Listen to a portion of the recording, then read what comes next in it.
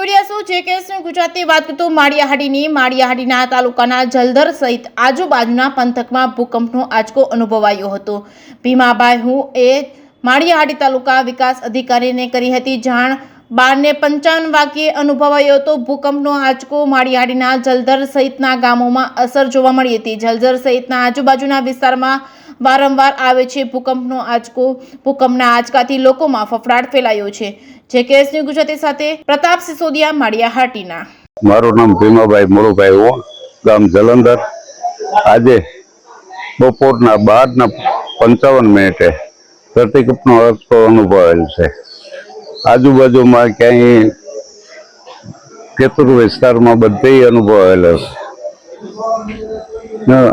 તાલુકા વિકાસ અધિકારી માળિયાને જાણ કરેલ છે। વહેલી તકે તંત્ર કેન્દ્ર બિંદુ શોધી અવારનવાર આવા આંચકા આવતા રહે છે।